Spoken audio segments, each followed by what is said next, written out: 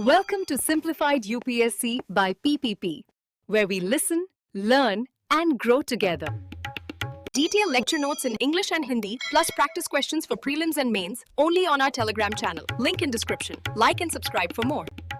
Simplified UPSC by PPP में आपका स्वागत है। नमस्कार। आज हम भारतीय अर्थव्यवस्था के एक बेहद अहम विषय पर गहराई से बात करेंगे, विश्व व्यापार संगठन यानी WTO और भारत से जुड़े मुद्दे। हाँ, और हमारी ये चर्चा संजीव वर्मा की किताब के चैप्टर 39 पर आधारित होगी। बिल्कुल, ये यूपीएससी एस्पिरेंट्स के लिए, खासकर जीएस पेपर 3 के लिहाज से बहुत ही महत्वपूर्ण टॉपिक है। सही कहा। WTO आप कह सकते हैं वैश्विक व्यापार व्यवस्था की एक तरह से आधारशिला है। कॉर्नरस्टोन, बिल्कुल। तो आज हम समझेंगे कि ये कैसे बना, इसके पीछे के सिद्धांत क्या हैं, कौन से वो मुख्य समझौते हैं जिन पर सबसे ज्यादा बहस होती है, और भारत के लिए इसके क्या मायने हैं, क्या चुनौतियां हैं, क्या अवसर हैं। हाँ, और ये भी देखेंगे कि क्यों दोहा डेवलपमेंट एजेंडा जैसा महत्वपूर्ण दौर रुका हुआ है। और यूपीएससी ने इस विषय पर कैसे सवाल पूछे हैं वो भी समझना जरूरी है। बिल्कुल, PYQ से लिंक करना जरूरी है। तो चलिए इस जटिल लेकिन दिलचस्प दुनिया को समझने की कोशिश करते हैं। चलिए सबसे पहले WTO की जड़ों तक चलते हैं। इसकी कहानी शुरू होती है द्वितीय विश्व युद्ध के बाद बने GATT से। General agreement on tariffs and trade. हाँ, GATT।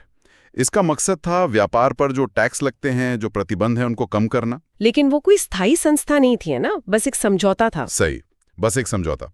फिर कई दौर की बातचीत हुई, सालों तक चली, खासकर उरुग्वे राउंड जो 1986 से 94 तक चला। काफी लंबा दौर था वो। बहुत लंबा।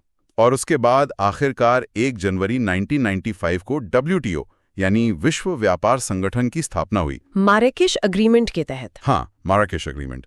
तो ये GATT का उत्तराधिकारी बना और वैश्विक व्यापार के लिए एक मजबूत संस्थागत ढांचा लेकर आया। और कुछ बुनियादी फैक्ट्स जो प्रीलिम्स के लिए एकदम जरूरी हैं।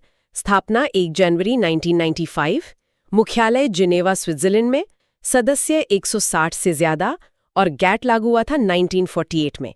ये डेट्स और जगह याद रखनी चाहिए। बिल्कुल।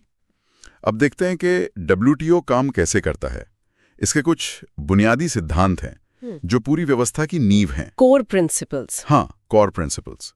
सबसे अहम है नॉन डिस्क्रिमिनेशन, मतलब भेदभाव रहित व्यापार। इसके 2 हिस्से हैं। हाँ, पहला है मोस्ट फेवर्ड नेशन सिद्धांत, MFN। इसका मतलब है कि अगर आप किसी एक देश को व्यापार में कोई खास रियायत देते हैं तो वही रियायत आपको WTO के सभी सदस्य देशों को देनी होगी, बिना किसी भेदभाव के। मतलब ऐसा नहीं कि आप एक दोस्त देश को कम टैरिफ दें और दूसरे को ज्यादा, सबके लिए बराबर। बिल्कुल। और दूसरा हिस्सा वो है नेशनल ट्रीटमेंट सिद्धांत। इसका मतलब ये है कि एक बार कोई सामान, मतलब इंपोर्टेड गुड्स, देश की सीमा में आ गया तो उसके साथ वैसा ही व्यवहार करना होगा जैसा आप अपने देश में बने सामान के साथ करते हैं। अच्छा। हाँ, मतलब टैक्स लगाने में या नियम लागू करने में कोई भेदभाव नहीं कर सकते। ये नहीं कि विदेशी सामान पर ज्यादा टैक्स लगा दिया और देसी पर कम। समझ गया। ये सुनिश्चित करता है कि आयात के बाद भी विदेशी सामान के साथ नाइंसाफी ना हो। सही। नॉन डिस्क्रिमिनेशन के अलावा रेसिप्रोसिटी का सिद्धांत है, यानी पारस्परिकता। देश आपस में बातचीत करके एक दूसरे को व्यापार में छूट देते हैं, लेन-देन जैसा। Give and take. हाँ। फिर है बाइंडिंग कमिटमेंट्स। सदस्य देश जो वादे करते हैं, जैसे टैरिफ कम करने या बाजार खोलने के, वो कानूनी रूप से उन पर बाध्यकारी होते हैं, मुकर नहीं सकते। ये बहुत महत्वपूर्ण है। इससे प्रिडिक्टेबिलिटी आती है सिस्टम में। और ट्रांसपेरेंसी भी जरूरी है, मतलब व्यापार नीतियां स्पष्ट हों, छुपी हुई ना हो, सार्वजनिक हों, ताकि सबको पता हो कि नियम क्या है। और आखिर में सेफ्टी वैल्व्स। कुछ खास परिस्थितियों में, जैसे राष्ट्रीय सुरक्षा का मामला हो या पर्यावरण बचाना हो, तो देशों को अस्थायी तौर पर व्यापार प्रतिबंध लगाने की छूट होती है। हाँ, कुछ एक्सेप्शंस रखे गए हैं। तो ये सारे सिद्धांत मिलकर एक rule based predictable trading system बनाते हैं। और यही सिद्धांत WTO को GATT से ज्यादा मजबूत बनाते हैं, क्योंकि ये सिर्फ माल यानी गुड्स तक सीमित नहीं है। इसमें सेवाएं यानी सर्विसेज और बौद्धिक संपदा इंटेलेक्चुअल प्रॉपर्टी वो भी शामिल है, और इन्हें लागू करवाने के लिए एक व्यवस्था भी है। बिल्कुल सही। और यही बात हमें WTO के सबसे शक्तिशाली अंग पर लाती है, इसकी विवाद निपटान प्रणाली, डिस्प्यूट सेटलमेंट सिस्टम या DSS। हाँ, ये बहुत खास है। WTO के स्ट्रक्चर में देखें तो मिनिस्ट्रियल कॉन्फ्रेंस सबसे ऊपर है, जो हर 2 साल में मिलती है। जहां बड़े फैसले होते हैं। हाँ, और रोजमर्रा का काम जनरल काउंसिल देखती है, जो अलग-अलग भूमिकाओं में भी काम करती है, जैसे डिस्प्यूट सेटलमेंट बॉडी यानी DSP के तौर पर। DSB ये WTO की असली ताकत मानी जाती है कई बार। हाँ, क्योंकि इसकी खासियत ये है कि ये सदस्य देशों के बीच अगर कोई व्यापार विवाद होता है तो उसे सुलझाने के लिए एक अनिवार्य मतलब बाइंडिंग और समयबद्ध प्रक्रिया देती है। और इसमें छोटे देश भी जो शायद अकेले उतने ताकतवर ना हो, वो भी बड़े देशों के खिलाफ अपनी शिकायत लेकर जा सकते हैं। बिल्कुल, ये नियमों को लागू करवाने का एक मैकेनिज्म है। अगर कोई देश नियमों का उल्लंघन करता पाया जाता है तो उसे अपनी नीतियां बदलनी पड़ती हैं। हाँ, और अगर वो ना बदले तो जो पीड़ित देश है वो जवाबी कार्रवाई मतलब रिटेलिएशन या सैंक्शंस लगा सकता है। इसीलिए इसे अक्सर WTO की रीढ़ की हड्डी कहा जाता है। रूल बेस्ड सिस्टम इसी से चलता है। और ये जानना जरूरी है कि DSB के फैसले बाइंडिंग होते हैं, बाध्यकारी। हाँ, ये कोई सलाह नहीं है, ये मानना पड़ता है। भारत भी इस सिस्टम में काफी एक्टिव रहा है। कभी शिकायत लेकर गया है तो कभी भारत के खिलाफ शिकायत आई है। ये दिखाता है कि भारत इस रूल बेस्ड सिस्टम में विश्वास रखता है और अपने हितों की रक्षा के लिए इसका इस्तेमाल भी करता है। बिल्कुल। चलिए, अब जरा कुछ प्रमुख समझौतों और बातचीत के क्षेत्रों पर ध्यान देते हैं। यहीं पर अक्सर टकराव देखने को मिलता है, खासकर भारत जैसे विकासशील देशों और विकसित देशों के बीच। हाँ, ये बहुत महत्वपूर्ण हिस्से हैं। शुरुआत करते हैं सबसे ज्यादा विवादित क्षेत्र से, कृषि, एग्रीकल्चर। UPSC ने भी इस पर खास ध्यान दिया है।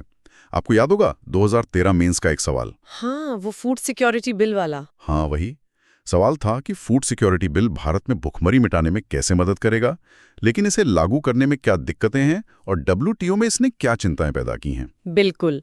तो इससे जुड़ा बड़ा सवाल यही है कि WTO में कृषि पर बातचीत इतनी जटिल और विवादित क्यों है? तो देखिए, WTO का जो अग्रीमेंट ऑन एग्रीकल्चर है, AOA, वो 3 मुख्य स्तंभों पिलर्स पर टिका है। मार्केट एक्सेस, डोमेस्टिक सपोर्ट और एक्सपोर्ट सब्सिडीज। सही। मार्केट एक्सेस मतलब आयात शुल्क कम करना। हाँ। डोमेस्टिक सपोर्ट मतलब किसानों को दी जाने वाली सब्सिडी को नियंत्रित करना। और एक्सपोर्ट सब्सिडीज मतलब निर्यात पर दी जाने वाली सब्सिडी को खत्म करना। सबसे ज्यादा पंगा डोमेस्टिक सपोर्ट पर है। हाँ, बिल्कुल। डोमेस्टिक सपोर्ट में सब्सिडी को एक तरह से ट्रैफिक लाइट की तरह बांटा गया है। हाँ। एम्बर बॉक्स, ब्लू बॉक्स और ग्रीन बॉक्स। एम्बर बॉक्स में वो सब्सिडी आती हैं जो व्यापार को बिगाड़ती हैं, ट्रेड डिस्टॉर्टिंग होती हैं, जैसे कि भारत का मिनिमम सपोर्ट प्राइस MSP अगर वो बाजार भाव से ज्यादा तय किया गया हो, इन सब्सिडी पर कटौती की शर्तें हैं। फिर ब्लू बॉक्स में वो सब्सिडी हैं जो उत्पादन को सीमित करने से जुड़ी हैं। ये कुछ शर्तों के साथ अलाउड हैं। और ग्रीन बॉक्स? ग्रीन बॉक्स में वो सब्सिडी आती हैं जो व्यापार पर ना के बराबर असर डालती हैं, जैसे कि रिसर्च पर खर्च, पर्यावरण संरक्षण के उपाय। ये बिना किसी सीमा के दी जा सकती हैं। अच्छा, यहाँ एक प्रीलिम्स पॉइंट है। एम्बर बॉक्स ट्रेड डिस्टॉर्टिंग, इन पर लिमिट्स है। ब्लू बॉक्स प्रोडक्शन लिमिटिंग, शर्तों के साथ allowed. Green box non trade distorting, ये अलाउड है। और एक और जरूरी बात, डी मिनिमस लेवल। हाँ, विकासशील देशों के लिए एम्बर बॉक्स सब्सिडी की एक सीमा है, कृषि उत्पादन के कुल मूल्य का 10%, और विकसित देशों के लिए ये सीमा 5% है। अब यहीं भारत की मुश्किल शुरू होती है। भारत अपनी बड़ी आबादी की खाद्य सुरक्षा के लिए पब्लिक डिस्ट्रीब्यूशन सिस्टम PDS चलाता है और किसानों को MSP देता है। ये भारत के लिए बहुत जरूरी है। फूड सिक्योरिटी का सवाल है, करोड़ों छोटे किसानों की आजीविका का सवाल है। बिल्कुल, लेकिन WTO नियमों के तहत खासकर MSP वाली सब्सिडी वो एम्बर बॉक्स में आ सकती है, और अगर सब्सिडी ज्यादा हो गई तो वो 10% की डी मिनिमिस सीमा को पार कर सकती है। और तब भारत नियमों का उल्लंघन करता हुआ माना जाएगा। हाँ, यही चिंता थी। इसी वजह से भारत ने 2013 की बाली मिनिस्ट्रियल कॉन्फ्रेंस में पीस क्लॉज पर बहुत जोर दिया। पीस क्लॉज, हाँ। ये एक तरह की अस्थायी राहत है। सही कहा। इसके तहत अगर कोई विकासशील देश खाद्य सुरक्षा के लिए अपने सार्वजनिक स्टॉक होल्डिंग कार्यक्रम की वजह से सब्सिडी सीमा पार भी कर जाता है, तो उसके खिलाफ WTO में कानूनी कार्रवाई नहीं की जाएगी। लेकिन ये तब तक ही है जब तक कि कोई स्थायी समाधान नहीं मिल जाता। और भारत और G33 जो विकासशील देशों का समूह है, वो इसी स्थायी समाधान की मांग कर रहे हैं। और यहीं पर विकसित देश जैसे US, EU और विकासशील देश जैसे भारत और G33 समूह, इनके बीच का मुख्य मतभेद सामने आता है। विकसित देश चाहते हैं कि भारत जैसी उभरती अर्थव्यवस्थाएं अपनी ट्रेड डिस्टॉर्टिंग सब्सिडी कम करें। उनका तर्क है कि इससे वैश्विक बाजार में कीमतें बिगड़ती हैं और उनके किसानों के लिए अनफेयर कंपटीशन होता है। जबकि दूसरी ओर भारत और अन्य विकासशील देश अपनी खाद्य सुरक्षा, अपने किसानों की आजीविका और अपने विकास की जरूरतों को सबसे ऊपर रखते हैं। वो स्पेशल सेफगार्ड मैकेनिज्म यानी SSM की भी मांग करते हैं, ताकि अगर अचानक बाहर से सस्ता माल बहुत ज्यादा आने लगे, इंपोर्ट सर्ज हो, तो वो अपने किसानों को बचा सकें। तो ये पूरा मुद्दा दिखाता है कि कैसे एक देश की घरेलू नीतियां, जैसे हमारा फूड सिक्योरिटी एक्ट और अंतर्राष्ट्रीय व्यापार नियम, आपस में टकरा सकते हैं। लेकिन इसमें एक सवाल ये भी उठता है कि क्या विकसित देशों के तर्क में बिल्कुल दम नहीं है? क्या भारत की MSP और स्टॉक होल्डिंग नीतियों का वैश्विक कीमतों पर वाकई कोई असर नहीं पड़ता? ये एक जायज सवाल है और सच कहूं तो यही इस पूरी बहस का केंद्र है। एक तरफ व्यापार नियमों को सरल और निष्पक्ष बनाने का लक्ष्य है, और दूसरी तरफ हर देश की अपनी सामाजिक आर्थिक जरूरतें हैं, खासकर भारत जैसे विशाल और विकासशील देश की। भारत का मानना है कि खाद्य सुरक्षा एक गैर व्यापारिक चिंता है, नॉन ट्रेड कंसर्न है, जिसे WTO नियमों में उचित जगह मिलनी चाहिए। इसके लिए special and differential treatment SDT के प्रावधान भी हैं। लेकिन उन पर सहमति बनाना ही तो मुश्किल रहा है। बिल्कुल, इसीलिए स्थायी समाधान इतना जरूरी है ताकि भारत जैसे देश अपने खाद्य सुरक्षा कार्यक्रमों को बिना किसी कानूनी तलवार के डर के चला सकें। कृषि पर यह गतिरोध WTO के सामने सबसे बड़ी चुनौतियों में से एक बना हुआ है। सही कहा। अच्छा, कृषि के बाद दूसरा अहम क्षेत्र है नॉन एग्रीकल्चरल मार्केट एक्सेस यानी NAMA।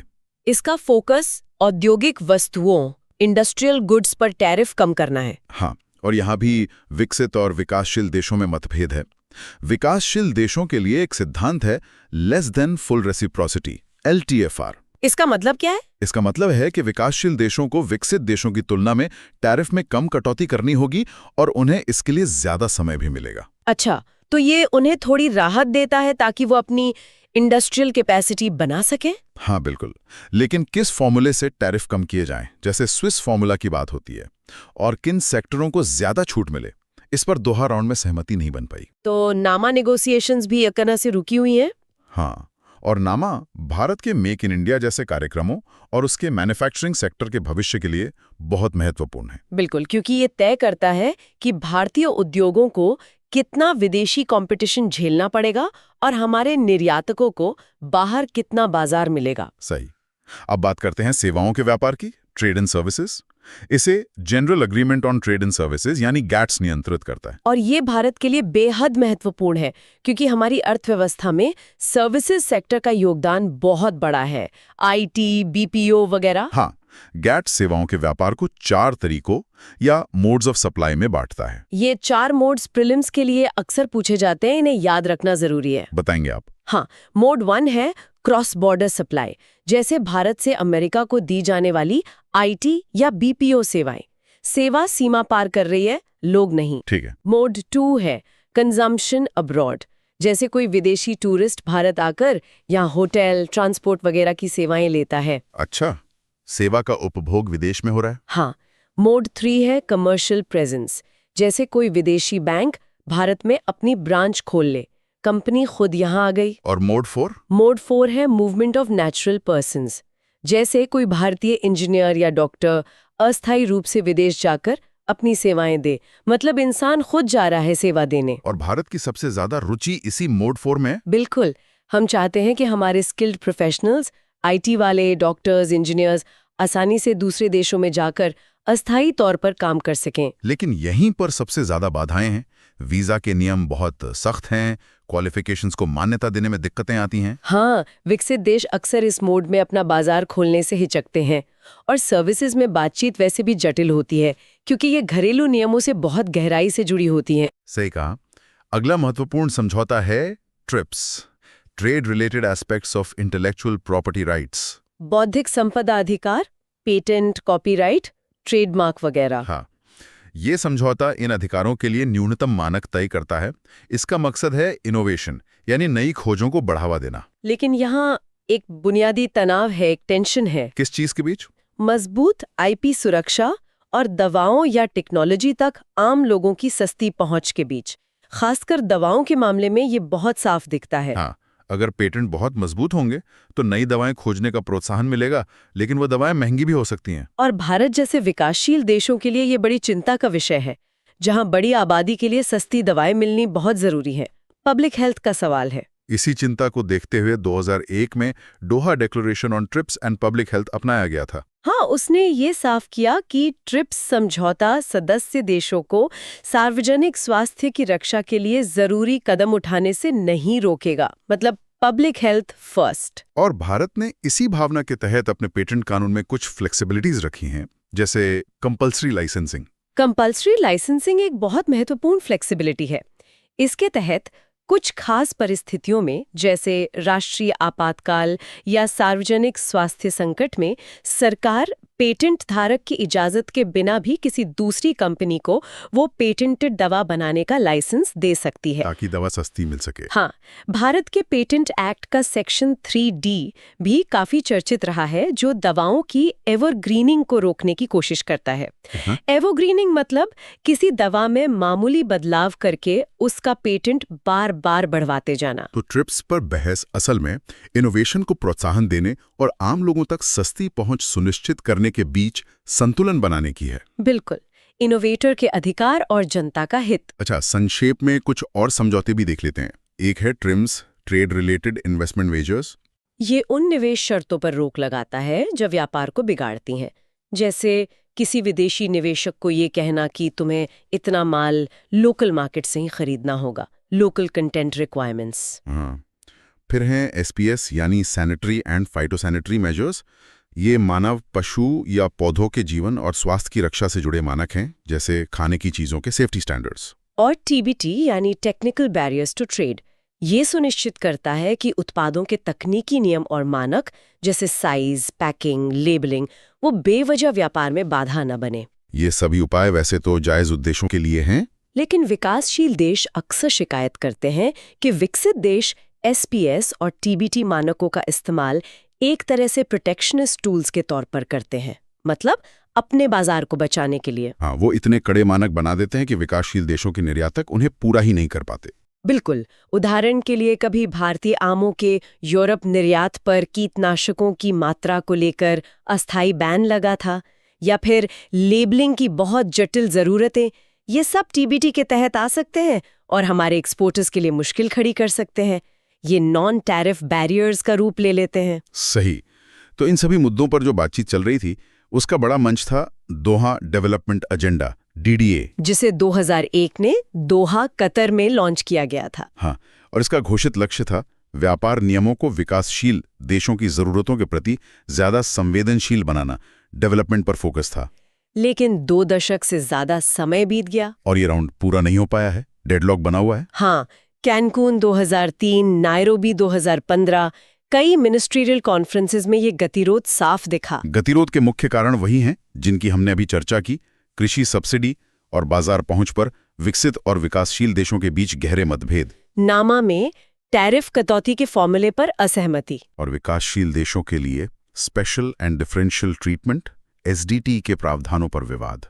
ये नॉर्थ साउथ डिवाइड, अमीर और गरीब देशों के बीच का टकराव काफी गहरा है। बिल्कुल। इस डेडलॉक का एक नतीजा ये हुआ है कि कई देश अब WTO के बाहर दूसरे रास्ते तलाश रहे हैं, जैसे द्विपक्षीय यानी बायलैटरल या क्षेत्रीय यानी regional free trade agreements FTAs, RCEP, CP, TPP जैसे बड़े समझौते हो रहे हैं। हाँ, तो इससे ये सवाल उठता है कि क्या WTO का जो बहुपक्षीय यानी मल्टीलैटरल व्यापार सिस्टम है वो कमजोर पड़ रहा है? क्या उसकी प्रासंगिकता कम हो रही है? कुछ UPSC प्रैक्टिस क्वेश्चंस भी FTAs के फायदे नुकसान और ट्रेड डाइवर्जन जैसी चिंताओं पर पूछे गए हैं। तो क्या ये माना जाए कि WTO अब उतना रेलेवेंट नहीं रहा जब देश आपस में ही FTAs कर रहे हैं? नहीं, देखिए, आप प्रासंगिक कहना शायद सही नहीं होगा, लेकिन हाँ, WTO गंभीर चुनौतियों का सामना जरूर कर रहा है। किस मायने में ये अब भी रेलेवेंट है? देखिए, WTO आज भी वैश्विक व्यापार नियमों का केंद्रीय मंच है और सबसे महत्वपूर्ण इसका विवाद निपटान तंत्र, डिस्प्यूट सेटलमेंट सिस्टम, वो अभी भी अद्वितीय है। उसकी बराबरी कोई नहीं कर सकता। हाँ, वो तो है। बहुपक्षीय प्रणाली, मल्टीलैटरल सिस्टम सभी देशों को, चाहे वो छोटे हों या बड़े, एक समान मंच देता है, बराबरी का मौका देता है, जो अक्सर द्विपक्षीय या क्षेत्रीय समझौतों में नहीं मिलता, जहां बड़े देश ज्यादा हावी हो सकते हैं। और एफटीएस के साथ ट्रेड डाइवर्जन का खतरा भी जुड़ा होता है। बिल्कुल। FTAs WTO के MFN सिद्धांत के अपवाद होते हैं और ट्रेड डाइवर्जन का मतलब है कि व्यापार ज्यादा कुशल गैर सदस्य देश से हटकर कम कुशल सदस्य देश की ओर जा सकता है, सिर्फ इसलिए कि उसे FTA के तहत टैरिफ में छूट मिली है। ये असल में ग्लोबल एफिशिएंसी के लिए अच्छा नहीं है। तो WTO का रूल बेस्ड सिस्टम ज्यादा इंक्लूसिव और प्रिडिक्टेबल है। लेकिन ये भी सच है कि WTO को आज की चुनौतियों से निपटने के लिए सुधारों की सख्त जरूरत है, जैसे बढ़ता हुआ संरक्षणवाद, डिजिटल व्यापार के नियम कैसे बने, चीन जैसी बड़ी अर्थव्यवस्थाओं का सिस्टम में इंटीग्रेशन, इन सब पर WTO को काम करना होगा। मतलब रेलेवेंस है पर रिफॉर्म जरूरी हैं। बिल्कुल। तो कुल मिलाकर भारत के लिए WTO में क्या दांव पर लगा है, संक्षेप में देखें तो? सबसे पहले तो अपनी विशाल आबादी की खाद्य सुरक्षा, PDS को बचाना है। हाँ। दूसरे, करोड़ों छोटे किसानों के हितों की रक्षा करनी है, खासकर सब्सिडी के मुद्दे पर। उन्हें SSM जैसा प्रोटेक्शन चाहिए। तीसरे, हमें अपने सर्विसेज सेक्टर विशेषकर मोड 4 के लिए बेहतर बाजार पहुंच चाहिए, हमारे प्रोफेशनल्स बाहर जा सकें। और कृषि उत्पादों के लिए भी बेहतर मार्केट एक्सेस चाहिए। साथ ही TRIPS समझौते में जो पब्लिक हेल्थ के लिए फ्लेक्सिबिलिटीज मिली हैं, जैसे कंपल्सरी लाइसेंसिंग, उन्हें बनाए रखना है। और विकसित देशों द्वारा लगाए जा सकने वाले गैर टैरिफ अवरोधों जैसे SPTBT मानकों का मुकाबला करना है। इन सब के लिए भारत G33 जैसे विकासशील देशों के गठबंधनों में सक्रिय भूमिका निभाता है, ताकि हम सामूहिक रूप से अपनी आवाज बुलंद कर सकें। बिल्कुल। तो भविष्य की रणनीति में स्ट्रेटेजिक अलायंसेस बनाना, बातचीत में सक्रिय रहना और अपने हितों को दृढ़ता से रखना शामिल होगा। भारत की मुख्य मांगें हैं PDS के लिए स्थायी समाधान, SSM, मोड 4 में पहुंच और ट्रिप्स फ्लेक्सिबिलिटीज का संरक्षण। G30 का फोकस कृषि पर है। बहुत अच्छे से आपने समराइज किया। तो ये थी हमारी WTO और भारत पर संजीव वर्मा की किताब के चैप्टर 39 पर आधारित विस्तृत चर्चा। हाँ, हमने देखा कि WTO कैसे काम करता है, मुख्य समझौते क्या हैं, विवाद के बिंदु क्या हैं और भारत के हित कहाँ जुड़े हैं। UPSC परीक्षा के लिए WTO की कार्यप्रणाली और भारत पर इसके प्रभाव की गहरी समझ होना अनिवार्य है। ये प्रीलिम्स और मेंस दोनों के लिए महत्वपूर्ण है। और कुछ सबसे महत्वपूर्ण टर्म्स जिन्हें याद रखने चाहिए: WTO, GATT, MFN, national treatment, dispute settlement body DSB, agreement on agriculture AOA और उसके पिलर्स और boxes amber, blue, green, GATS के 4 मोड्स, ट्रिप्स और Doha declaration, NAMA, Doha development agenda DDA, peace clause, G33, SPS, TBT, ये सब की terms हैं। और बिल्कुल, और अंत में श्रोताओं के लिए एक विचारणीय प्रश्न छोड़ जाते हैं। जरूर। WTO में जो मौजूदा गतिरोध है और जिस तरह से एक क्षेत्रीय और द्विपक्षीय समझौते FTAs बढ़ रहे हैं, उसे देखते हुए भारत को अपनी व्यापार रणनीति कैसे बनानी चाहिए? क्या उसे पूरी तरह बहुपक्षीय प्रणाली यानी मल्टीलैटरलिज्म पर ही टिके रहना चाहिए, या फिर FTAs पर ज्यादा जोर देना चाहिए, या फिर दोनों के बीच एक संतुलन साधना होगा? हाँ, ये एक बड़ा सवाल है। इस चुनाव का भारत की दीर्घकालिक आर्थिक विकास यात्रा और वैश्विक मंच पर उसकी भूमिका पर क्या प्रभाव पड़ेगा, इस पर जरूर सोचिएगा। अगली चर्चा तक विचार करते रहें। धन्यवाद। धन्यवाद। Thanks for watching. Follow us on Telegram and Instagram. Don't forget to like, share, and subscribe.